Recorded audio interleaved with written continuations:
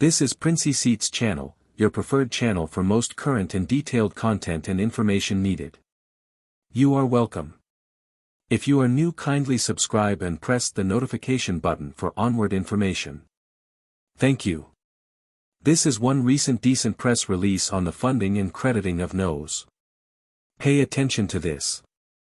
This time around is powered by UAAG Grant Mobilization Resource Center. That is UAAG Grant is powered by UAAG Grant Mobilization Foundation. Let me just shorten it like that. So you're welcome to today's chat show. We got a special guest on the hot seat. He's a doctor, he's a PhD holder, and he'll be coming on the hot seat to dissect a lot of things for us. He goes by the name Dr. McFarlane. Dr. McFarlane Ager. Doctor, you're welcome to the hot seat, sir. All right, thank you so much. It's a pleasure being part of the program, and I think it's my heart's desire that I have this opportunity to speak to this great house. I'm on the hot seat, and I'm ready to go. All right, straight up, no ice. You felt that from the doctor. He has vast experience when it comes to the grant community, not just the fake grants we have in the grants community being ruled by the clergymen. He has vast, knowledge about grants community worldwide. All right, sir, can you tell us more about yourself, your portfolio, sir? We'd like to meet you.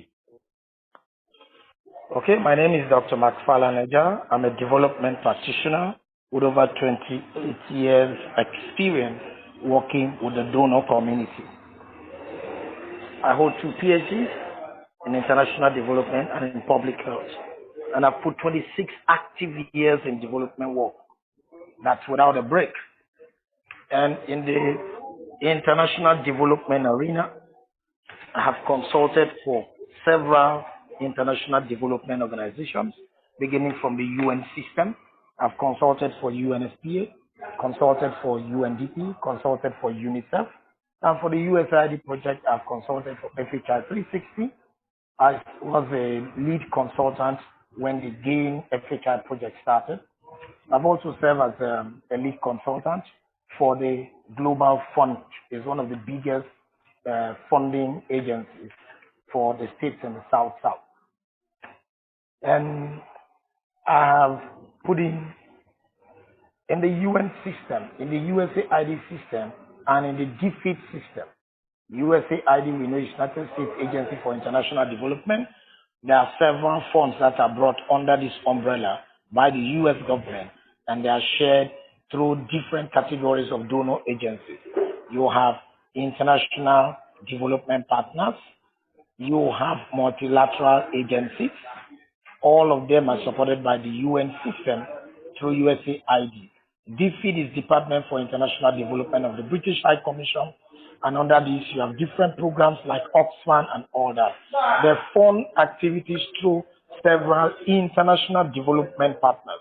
And then of course you have like JICA, the International Japanese International Cooperation Agency. You have for Germany GTZ. Now these are bigger umbrellas through which some of these countries come in, and then they decide to form categories of development organizations. Under the umbrella of the development organizations, you have them in different categories, and as the questions will arise, I'll begin to speak with them. But generally, we like to look at them under the umbrella of not-for-profit and for-profit. Now, this background I'm giving is that these are the various organizations I have consulted for. And for the South-South region, I have done several things across almost all the states. So within the West African sub-region, I have traversed the English-speaking arena. So this is just like a background, but I think much more will begin to come. In those areas of sustainable human development, my expertise are in the area of operational research, proposal development, organizational development and management, in the areas of health, socioeconomic empowerment, climate change, human rights, and justice. So all these are all encompassing and the broad areas which I have done. Right now, I'm already providing that technical support to the Southeast arena, where I'm working on what I call alternative to issues of peace and conflict resolution using skills acquisition and all that. And then in Cross River State, I'm currently working with young people using sports as an instrument of reducing social vices, using it as an instrument of entertainment and economic empowerment. So in the development arena, depending on your target population and your audience, you know exactly where you want. And then I will land up with the issues of funding, which we are looking at. Fundings are multidimensional, but I'll be able to speak as the questions begin to arise in those areas. So that's just a synopsis, like an executive summary of my background and expertise. So I'll be available as I'm sitting on the hot seat. Whichever question, I will select them. So we can start going. All right, that was straight up, no ice, intelligently dissected by the doctor. Still got the Dr. Lee on the hot seat. Sorry for not pronouncing the name properly. We got the doctor on the hot seat, Lani on the hot seat today. Today's Tuesday, 9th of January, 2024. All right, sir, you're doing good. Are you aware of these activities of this fake grant handler in this country? This fake grant smashing in the country, like Theobarth, like UAAG, etc. Are you aware of the activity starting from same, sir? Okay, I'm careful of choice of words. I don't want to call them fake grants or whatever it is. But one thing I have said from the word go, I have said clearly, the modus operandi and the way people have been brought in. I told people some 8 years ago that one single kobo cannot come. No donor will wake up and just start telling you, do this, we'll give you 5 million, we'll give you 5 days. All of them, they're shambolic. No donor operates that way. So the things I've heard, that some, whether they call them Tepecom, whatever names, they ask you to put people in clusters, register them as cooperative organizations, and tell you that people should fill form, write business plan. They're going to give them 5 million, 10 million, and all that. I think it's, a way that they've been able to win hook the poverty-stricken community. They've taken advantage of the gullibility of the people who are looking for quick ways to get money and do things. They have captured their minds in that area, and you tell people to begin to contribute money. I'm saying it emphatically. They can continue like this, and I assure you for the next 10 years, one single kobo will not be given to anybody, because that is not how donor agencies operate. That is not how civil society organizations operate. That is not how development partners operate. Development partners operate in a very structured way and are shared into 2 blocks, bilateral and multilateral. I will talk more on that. So answering your question, yes, I'm aware of the activities which are going on, and I keep advising people that it will never work. I'm not talking from the corner. I have 2 of my sisters who have spent through their nose on this. And just yesterday, one of them came back and told me, he said, now I understand what you were saying. It's not possible. It doesn't work that way. It's deceit. It's deceit. People are being deceived. And it's unfortunate that so many people are falling prey to it. That's not how the donor community works. And any organization that is coming in the name of calling itself an NGO or a civil society organization or a community development organization and is adopting that approach, I'm sorry, you're leading yourself astray. And the moment there's a huge trust deficit between you and your target population, you're gone. You've lost it. So in summary, that's not the way organizations work. It's deceitful. It's a scam. Hello. So that's from the doctor himself. We got the hottest doctor on the hot seat today, the grant community worldwide. It's not just peculiar to the grant community in this clergyman grant community that is highly corrupt since 2016 down the line. No grants is disbursed. But he's talking about the global and the real policies grants need to take. If you're just joining us, this is me, myself, and I, the electrifying Heatman. I am Michael. Today is Tuesday, 9th of January 2024. I got on the hot seat the Dr. McFarlane on the hot seat. Anyway, sir, let me hit you with the next question. Okay. What is happening? Okay. What do you know about grants and NGO funding? Do you think it is possible for an NGO to secure such huge amounts of grants or money to start sharing on the streets? Clearly, I want us to be, deliberate in this question. NGOs is a bigger umbrella where we say non-governmental organization. These are non-state actors who are working in partnership with the state with the sole aim of bettering the lives of the people. The bigger umbrella is civil society organizations, where we call them. Under civil society organization, you have profit and non-profit, you have faith-based and community-based organizations. Now, if I understand you following the ones that people are coming up to say, put cooperatives together, and that you tell them you will give them this huge amount of money. That in itself, that's not how the grant community operates. That's not how development partners operate. That's not how civil society operates. Let me give us a background on how civil society organizations operate and how grants and fundings operate. Grants clearly means that you're giving the person that money to do something without the intention of getting that from the person. It could be free, it could be revolving, it could be seed grant. There's also what we call outright loan. These are given to organizations based on profit making, and you can get them from banks based on your proposal. But in the NGO community, there's what we call solicited and unsolicited funding. Solicited funding means that the funder has advertised and has said, we have funding for so and so activity. This is a criteria for inclusion, criteria qualification, where we fund activities to do this in this geographical area. For you to qualify, they put down the conditions. They will give you a saying and say you can apply. Based on that, people can now apply organizations. And they tell you outright the number of organizations they will fund. Clearly, let me cite, for instance, UNICEF deals with states. UNICEF is a bilateral organization. They deal with government, and they decide outright to government and say, this year, we want to work with mothers and children. Each state that they are working with, they decide to tell them, this is the amount of money we are going to put. And they develop what they call an annual operational plan, which is done with them. And there's a modality to fund that. The states are funded. Where they are dealing with NGOs, community-based organizations, they ask the community-based organizations to write proposal based on guidelines that they have brought. And they give you a ceiling.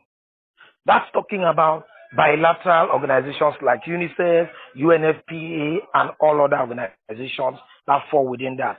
Last year, I just finished writing a proposal on sexual reproductive health for the NGO I work with for in-school youths.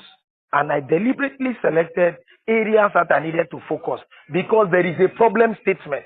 They will tell you what is the problem that you intend to address. So this is the kind of background you have organizations that they are going to address. But when you want to compare it to what is going on, that people will come and tell you, we will give you money, we will empower you. What is the word empowerment? What's the meaning? Empowerment is a blanket word. So people are being deceived in that area. And when we want to look at it, any funder funding an organization is not amorphous, it's not hidden.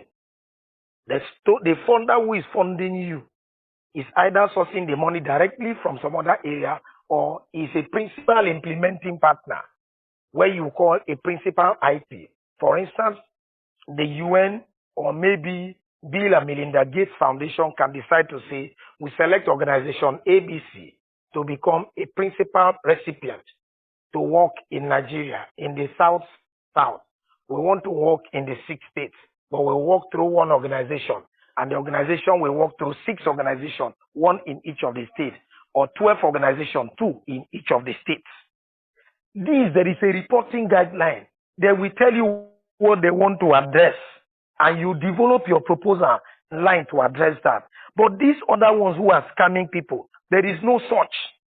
And they keep saying they will deceive some people and tell you that, no, it is a World Bank, it is this. I challenge them, I've consulted for the World Bank. World Bank doesn't fund like that. Everything about World Bank is on the website of the World Bank. So any of them who is saying is World Bank, they should bring it. So in summary, organizations that are going to access funding, you can access funding based on proposals you develop, and the proposals are addressing problems. Because every proposal has a problem statement which is addressing. There is an impact and an evaluation table. There is a time frame for that intervention, so that at the end, the funders will begin to assess you to say, okay, you said you were going to do this in Ogoniland. At the time you started, the problem was 60%. And you hope that in 4 years, you must have reduced the problem to about 10%. There is a baseline you put, which you use, and they begin to do monitoring. In monitoring the activities, there's what we call process monitoring, which allows you to monitor while the intervention is going on, and you can begin to check them. And there's a midterm evaluation and terminal monitoring, which all of them will lead into an impact assessment. So if you use this guideline to assess all these people who are scamming people here, none of them falls into it. And even in the next 20 years, no person will give you, because funding in the international community is scarce. The funding is directed at particular things. So that's just the entire arrangement. Nobody gets funding like that. If there are genuine civil society organizations, there are processes we will take them through, and you begin to put it. 28 years of working within the civil society, 26 active years. It's not a joke. And I'm talking from, I've worked across all the cadre. Right, straight up, no ice. You just felt it from the doctor himself. He has a vast experience when it comes to the grants community. Let me welcome Pastor Legendary Andrew from Jos. The legend, Andrew from Jos, you can speak. Say hi to us, sir. Good evening, sir. Good evening, ma. Good evening, Andrew. Yes, sir. Pastor Andrew is a legend in this grants community. He's a comrade. He has been fighting for us since 2016. He knows all the scammers. He has worked with all the scammers from SAME to Tepicon, whatever. He knows all the bad guys in the grants community, from Ken, EDC like that, Apostles, even the CEO himself. All right, we're still powering on with a chat show today, special one. We got the doctor, Aja, on the hot seat, dissecting things internationally to the class. All right, sir. I want to follow up the question you just answered. That means Tepicom that claimed that they got 720 billion naira, that's dollars, in 2022, and Theobarth claims that they would empower 50 million Nigerians with 1.8 million each. That means it's not possible, sir. It's not visible. I challenge them to prove me wrong. It's fraud. They don't have such amount of money. Where is the money kept? And why are you not giving it? Every donor that is providing money has a time frame. Since 2020, they're saying 2026, I've been saying 2016. I've been saying this, deceiving Nigerians. No donor gives you money to keep. Monies are tied. They are time bound. And where you don't spend it, they channel that money to another area that is deserving. Are you aware that there's paucity of funds in the development arena? And so for whatever funds that people generate, they are generated to address issues. So I challenge them. And I'm saying it without fear of contradiction, that if they have such money, let them prove us wrong. It's our right to invoke the Freedom of Information Act and get it. Who is keeping the money? They told big lies, the central bank. Central bank is the banker's bank. Central bank doesn't keep money for organizations or individuals. So where would the money be in central bank? So these are all lies that they have been telling people. They don't have such money. No, nobody has funded them to that tune. All right. What is the, sir? Hello? The doctor is doing fine on the hot seat. Can you tell us the duration of a grant?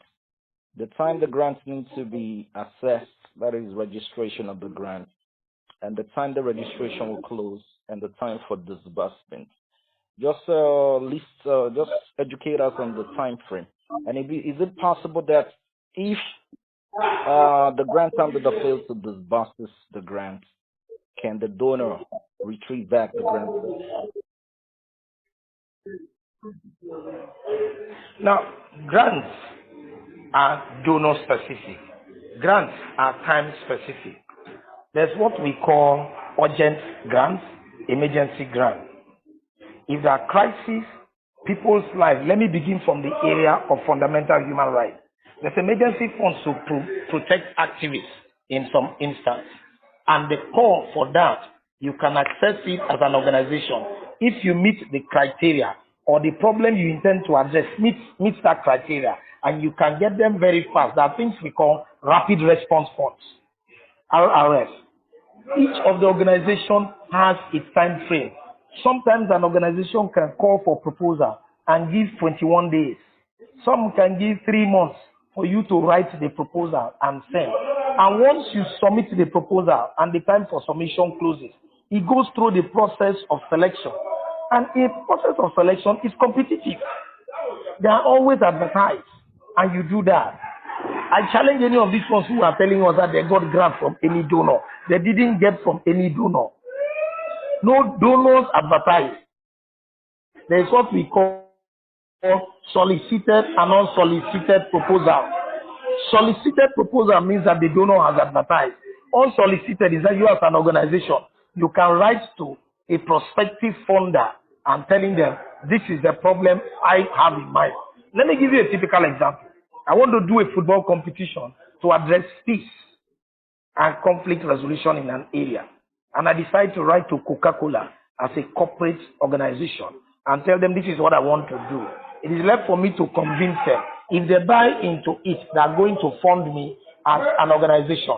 And their funding might come to me from a manner that we call an unsolicited funding. But if Coca-Cola gets up today and says, okay, we are going to fund organizations. Right now, some organizations are calling for funding for climate change. Check the website. You can find them and you see them. Call for proposals are available. And then when the time elapses, you cannot get that funding. You submit your proposal. So these are what we call time frame. Every organization has a time frame in what they do. So for the ones that these people are talking, whether SEM, whether Pepecom, they don't, I challenge them to the reality of the situation. It's not true. Straight up, no ice. You just saw that from the Dr. Ajer on the hot seat.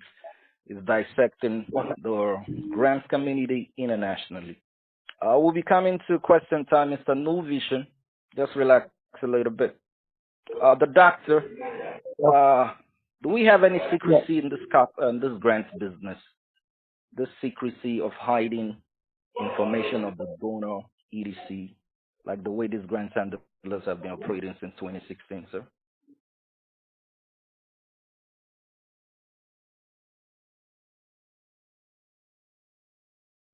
Hello, sir. Can you hear me? Yeah, hello. Speak up. Did you get the question? Okay. Yes. Grants are not held in secret. That's the truth about it. Every grant that comes out comes from a community. If there's what we call PEPFAR. PEPFAR is the Presidential Emergency Fund for HIV and AIDS in Africa. It comes from the USA, United States of America, and that fund is sent through USAID. That fund is publicized. Every amount that is sent is collected from the taxpayers' money in the United States of America. How will you hold such grant in secrecy when people are demanding for accountability? You find MTN Foundation, let me come home. These are foundations that the profits they make they plow it into the non-profit arm of it and use it to support. How will you say those grants are done secretly? Every grant that is meant to empower people is done in the open. Information about it is open. That's what we call transparency. Because every organization is expected to do what we call your audited accounts, your statement of accounts. Your statement of accounts clearly shows what your income and expenditure is.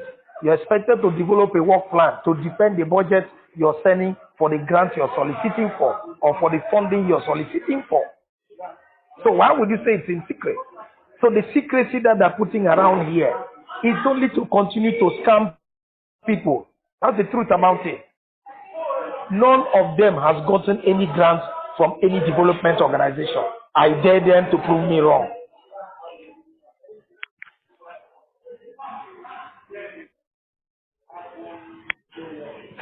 You just Hello? the doctor on the hot seat. He's doing good. All right, doctor. How do you help? What is your advice to NGOs under GNU grants mobilization platform that are trying to seek for their own grants?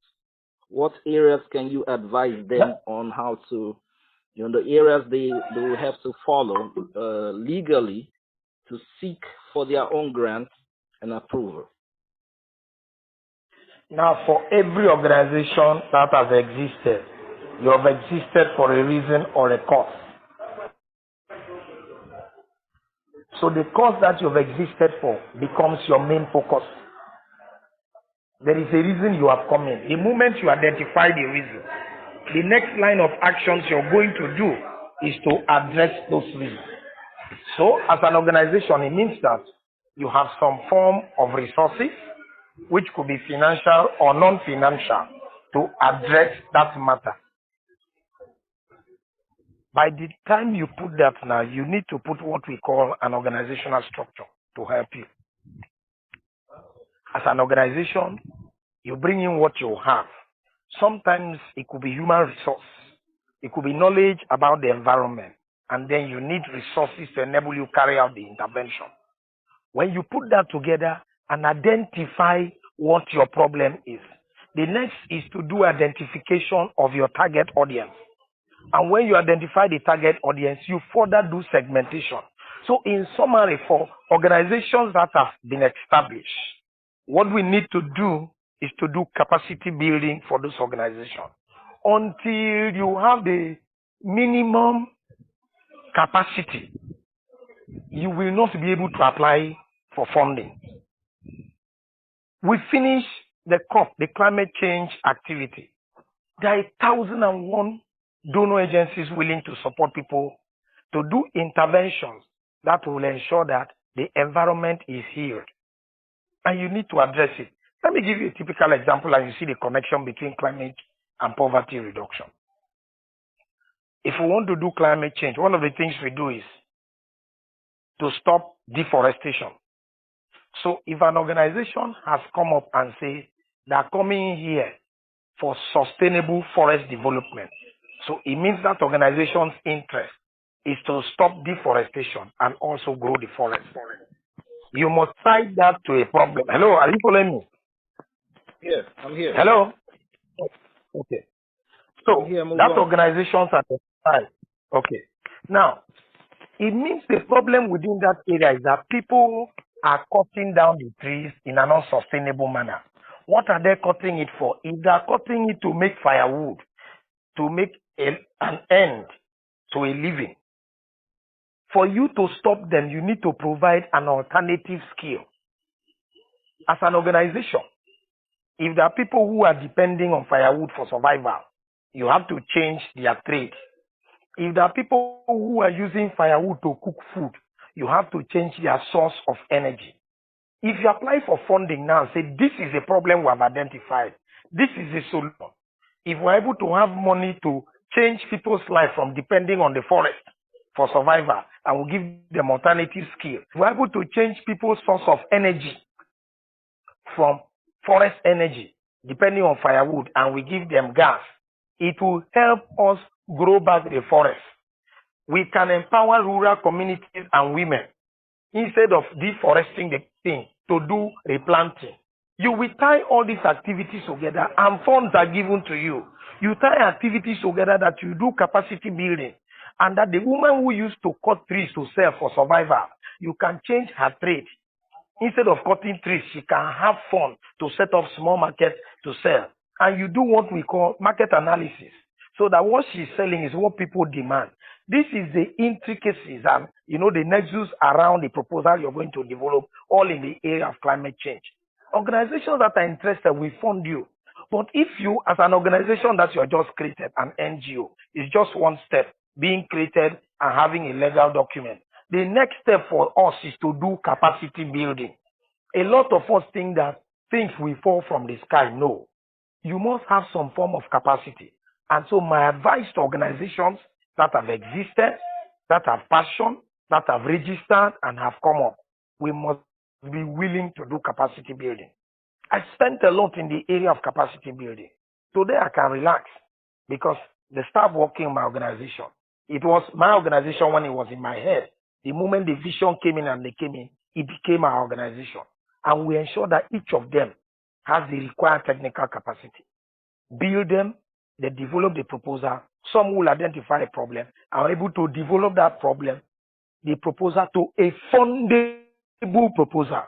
There are 1,001 donors who are looking for proposals to fund, but it must meet the minimum requirement. And so for new organizations, first, we need to do a mapping of those organizations, identify where their areas of interest are, identify their age in terms of when they were registered, identify their strengths and weaknesses, and do a tailored training. Develop a training curriculum that is tailor-made to suit their needs. And once that is done and they have the minimal capacity, each of them can begin to fly. I'll be willing to provide mentoring capacity after the training so that when they do the training, you must, as more proposals you write, you get technical knowledge. It begins to improve. By the time they finish the training, whenever I do proposal writing training, organizational development, at the end of the training, people must come home with a draft proposal, which they can submit. And we say, okay, within the next 3 to 4 months, which area are you going to focus? Are you interested in reducing teenage pregnancy? Are you interested in reducing women's dependence on men for economic survival? By extension, addressing the issues of sexual exploitation, human rights. Are you interested in protecting the environment? So by the time we know where you are interested in, we tailor your proposal and begin to identify donor communities where you can send this proposal to. They will respond to you direct. And when you meet their requirement, fundings will be made available. At that point, I can be providing the mentoring skill where somebody, you have a challenge, you're able to reach me, you're able to call me, and we do it. That's the only way we can grow. There's no shortcut to development work. And the moment you have this capacity, the sky is not your limit. You can fly anywhere. So that's what we need to do for organizations that have just been created, some who have fallen prey into these wrong hands. We can look at your energies and see how we can get you going. But if you were formed for the sole purpose that you just want to get money, the problem in mind you want to address, and you're good to go. All right, straight up, no ice. Hello. From doctor. You got the double doctor, PhD in different fields twice. Dr. Aja on the hot seat today. Today's Tuesday, 9th of January, 2024. All right, finally, sir, what is the difference between a grant and a project? Between what? Between a grant. Is there anything like grants, giving out money is the way they explain it in Nigeria, the way it goes here? Grants and projects, like EPIC project, Hope project, grants of Tepicom, grants of Theobarth, grants of UAAG, dashing people's money. What's the difference between these grants? What's the difference between a grant and a project? And is anything like grants in existence or project? Now, there are grants all over the world, and grants are meant for projects, programs, and interventions. The ones that are being done now, you are calling Theobarth, you're calling Peppercom, you're calling SEM. They are merely looking at existing structures and deceiving people as it is. Who is Theobarth? Who is Peppercom? Who is SEM? What is their mission? What is their vision? These are the questions do they want to address? Where is the proposal that they have written? Who are their primary target audience? So these people are just scamming people. They are not getting money anywhere. Any organization who wants to get funding, set yourself, get the minimal technical capacity. Go online, you can see funding organizations, but you cannot get it easily if you don't understand the funding language. And that funding language can only be got when we do a technical capacity building training. So, these people, grants are everywhere, but there are conditions to qualify for it. There are grants for organizations that, for instance, wants to stop female circumcision. There are grants for organizations who want to work against on a gender-based violence. But you must be an organization. Show them a track record that you have passion in this area. You have the minimum knowledge of gender-based violence. So the Peppercom system, SEM system, and all that, those ones are not it. Those ones are not organizations that are applying for grants. They are scamming people. Hello? All right, it's like we're having a technical issue, a network problem. The doctor, can you feel me? Okay, I can hear you now. Sir?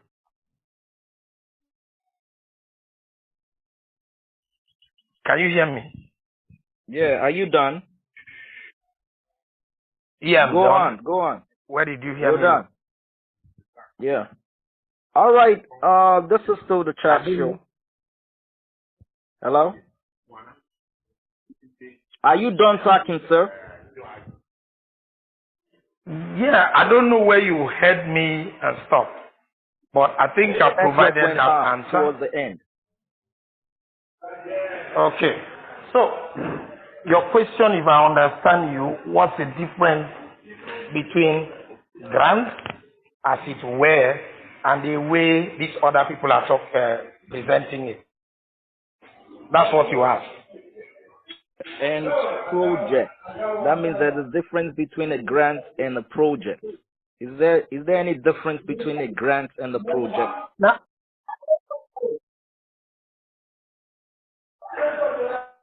a grant is the source of the materials, the resources required to execute a project. So the resources, grant is simply the resources I'm giving.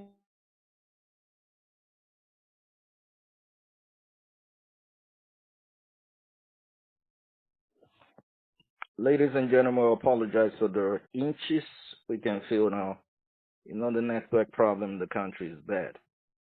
Doctor, can you feel me, sir? All right, this is still the chat show. Today, Tuesday, 9th of January, 2024. We are about going to the middle of the year, of the month.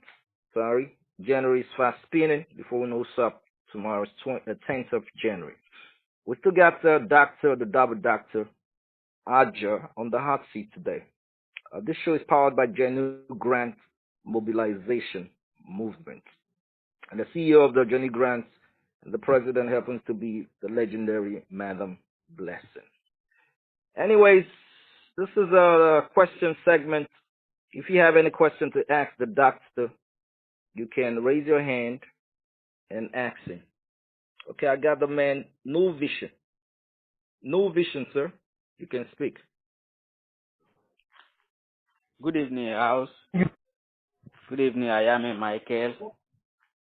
I want to really commend the efforts of Madam Blessing in grant community. She has been shouting that there is no grant. Now, everybody, we have seen the situation now.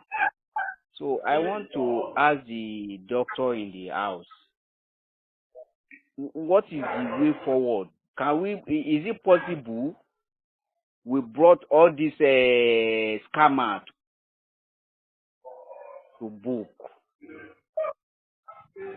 This is my question. Hello, I didn't get you. Like, say, is it possible to do what? To brought all these promising us grants to book. They don't have grants and they are promising us a grant. Is it possible we brought them to book? Yes. It is possible that they can be brought to book. Now, let me ask some of you, the informations we have. You attend meetings with them. Sometimes they call you for meetings. By the time you're entering the meeting proper, they don't even allow you with phones. Nothing is recorded. Information is not given to you. And so you don't have anything to hold. But if you want to invoke the Freedom of Information Act, we can use that and get them. For those of you who have not gone too far, please, my suggestion is just jettison your idea with them. This is fake, it's fraud.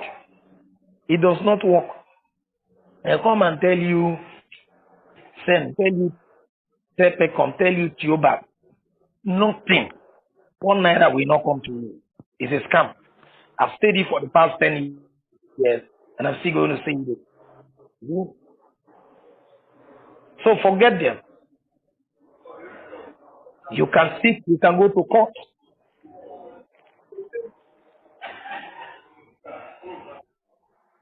All right, that was Hello? it from the Dr.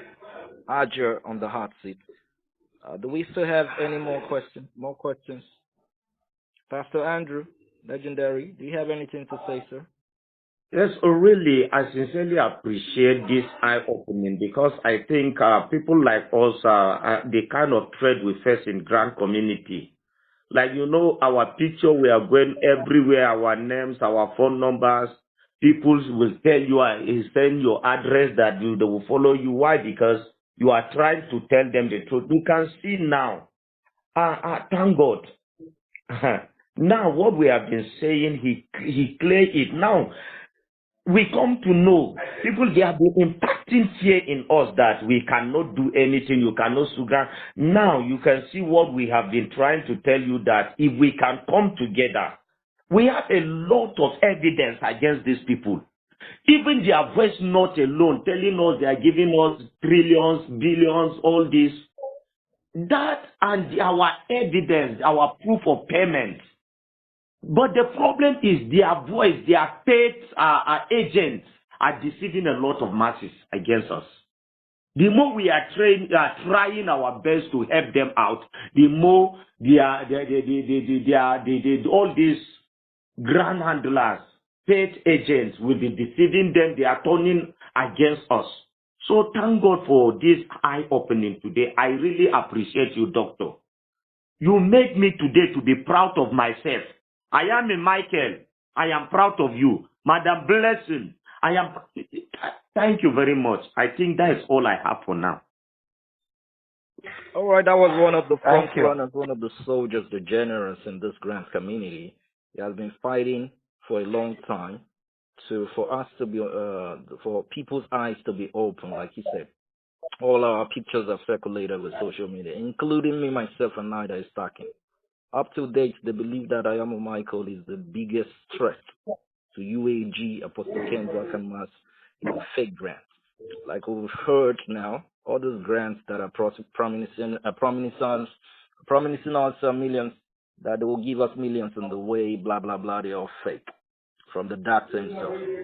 All right, doctor, I want to hit you with one of these questions. Is it possible in the grant, does money change hands from the beneficiaries, all these clusters, sales of clusters, sales of sponsorship, EDC like that in a grant, sir?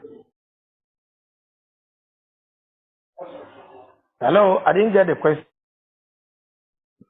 I said in a grant, does beneficiaries pay money to buy clusters, to buy sponsorship, to do partnership deals, EDC in a grant, given the grant handler that is disbursing to the grant handler? No. In the ideal thing, the beneficiaries are the reason why you are paying out the intervention. So they can't give you money. Now, if there's an emergency, if an organization is set up to be that you're going to be responding to emergency, and there's a natural disaster, and you come out and get funds, grants to deal with that, how will you go and ask the beneficiaries? When Red Cross is responding to natural disaster or any emergency, do they ask the people who are affected by the disaster to make contributions? They don't. When you're responding to issues of saying that you want to encourage people to go to hospital and deliver to reduce issues of maternal mortality, do you ask them to pay money? You do not. So when they're beginning to ask beneficiaries to make contributions and they're telling you proposal you will write, when the money comes to you, you give me this, I give you that. Those are not it. It's a scam. Straight up, no ice. You just saw that from the doctor. Can see that he nailed everything. All those guys promising us millions, billions at the same time. You know, cornering money from us for sales of clusters, EDC. It is not done. All right. If we have more questions to hit the doctor on the hot seat, you can raise your hand up. Do we have anybody here with a question? Madam Blessing, legendary Blessing. Do you have anything to say? Madam?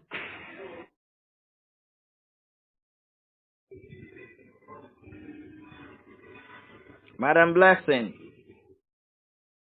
Madam B. Oh, she has gone off. Anyways, you're still on the hot seat. That is my chat show today. The Electrifying Heatman Ayamo Michael's chat show, powered by Genuine Grant Mobilization Movement. I got the Dr. Aja on the hot seat today, dissecting questions. On the final note, what do you have to tell Nigerians now that you've exposed the fact that any grant that has to do with money being paid by the beneficiary is a scam? Then how can you explain a real grant and how it works, sir? Anybody who is asking you that pay money to get a grant probably is a profit-making organization. So if a cooperative comes and says, we've gotten money, we want you to register, fill this form and fill this form, so we give you this to do that. That's assuming they have the money. That in itself is a profit-making organization. Now, for those who are coming up now to tell you they have gotten so and so grants, you can invoke the Freedom of Information Act and demand a proof where the money is being held. Those monies are held by banks. You're not asking because you want to use the money, but it's to give you an assurance of what you are investing. Now, for all the monies that you have sent in, they have told you they will disburse in December. They will disburse this time. They keep giving you time and they keep failing. Those failures is a breach of contract and is sufficient enough for you to go to court with them. And your accusation is that this unexplainable breach of contract is a clear indication that the organization itself is fraudulent or they are promising what they cannot give. And if they can give it, then let them bring a bank statement from the bank showing the amount of money they claim they have. That's one way we can go about it. And so, in summary, before you begin to pay money for whatever you want or whatever somebody is claiming he has, you can ask for a proof of what they have. That was straight up from the Dr. Aja on the hot seat today. Today is Tuesday, 9th of January 2024. We had everything. And he has educated us, informed us, and enlightened us about the true happenings in the grant community worldwide. So what is your parting shot to the masses, sir, to close the show? If there's no question, or if we have anybody with more questions, you can raise your hand. And before we end up the show. So what is a parting shot to the masses, sir?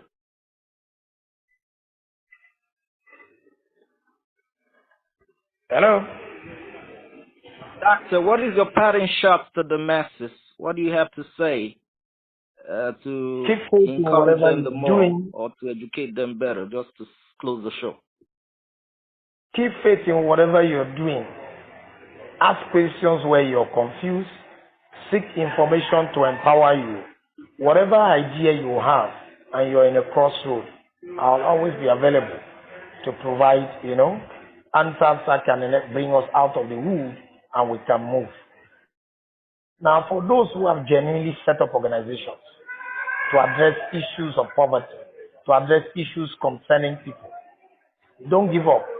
We can work with your organization, build your capacity, and help you cut your coat according to your size and address the needs of your primary target audience.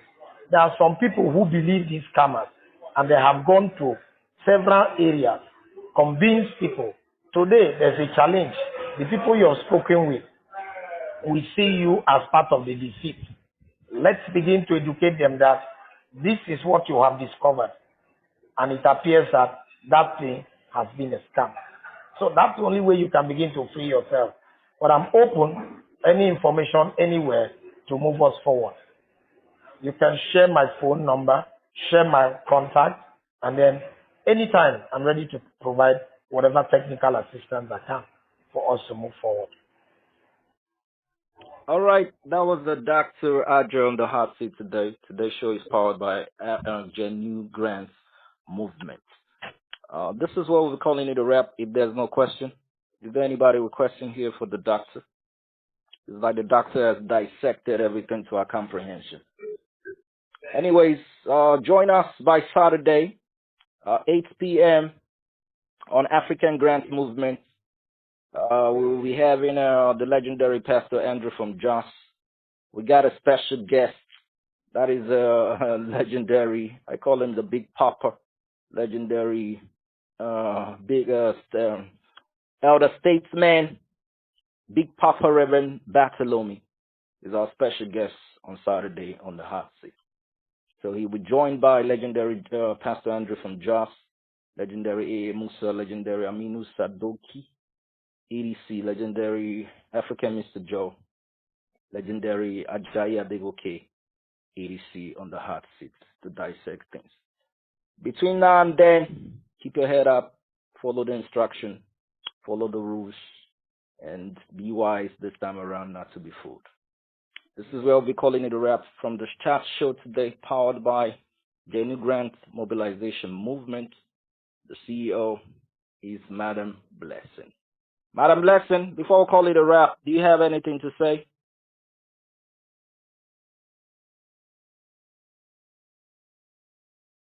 Madam Blessing. All right, this is where we'll be calling it a wrap from the show today. The show is very, very explosive and highly educative. Thank you very much for coming, everybody. Good night.